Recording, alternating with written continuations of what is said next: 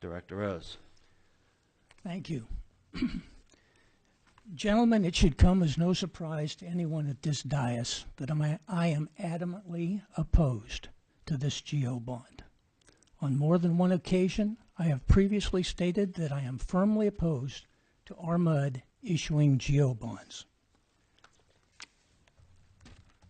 And I would like to say... May I continue? Oh, you're not Director Rose finished. has the floor. Please finish. Reading from the Star Telegram, Texans are crushed by property taxes. Texas property owners, this is February the 1st, Texas property owners, Governor Greg Abbott, has heard your concerns and agrees you need a break. Declaring that Texans are being crushed by property taxes, Abbott called on state lawmakers Tuesday to develop a plan to bring them relief. Their property tax bills often increase far faster than household income, Abbott told a joint meeting of the House and Senate members in his State of the State address. No government should be able to tax people out of their homes, he said. Texans should not stand for it. We must remember property owners are not renting their land from the city, and I'll insert the MUD. James Quintero, director of the Texas Public Policy Foundation Center for Local Government, said, there is a revolt brewing in Texas over soaring property tax bills that are neither realistic nor sustainable. In 2015, Texas' 4,171 local governments walloped homeowners and businesses for more than $52 billion in property taxes, or about $1,900 for every man, woman, and child in the Lone Star State. Now, I ran for this seat on a basis of honest, transparent, and fair. And when I was elected, I sat here and I said, I want to be measured for being honest, transparent, and fair. I find this GO bond to be dishonest, opaque, and unfair. The application of this bond across the properties in the MUD is dishonest in that residences that receive no services or product from the MUD will be charged an additional property tax.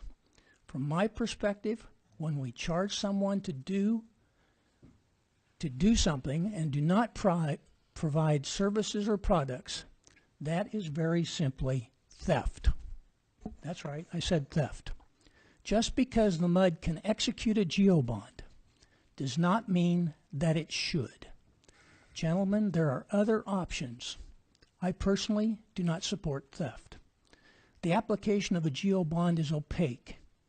The GO bond costs show up in the annual tax bill.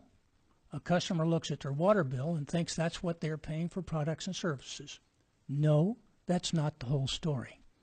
They have to also pull out their property tax bill to find what is levied there, and then add it all together to figure out what they're really paying for the water and sewer. A GO bond is unfair and unnecessary in a mature MUD. A GO bond is funded based on property value. Property value has no direct correlation to services or product used. None. The amount of use or benefit derived by a customer should be the determining factor in allocating costs across the customer base. Use and benefit are derived by volume, not property value. In the last 8 months, I have repeatedly heard it said here that we need to consider our seniors and low-income users. A GO bond literally attacks these groups. They are the ones most likely to itemize. So there's no tax benefit. They're not going to itemize. They are simply stuck with another tax that they cannot escape. Under a revenue bond, they have an option. They can decrease their water use and offset the increased cost that way. There you have it, gentlemen. From my view, this bond is dishonest, opaque, and unfair. Thank you.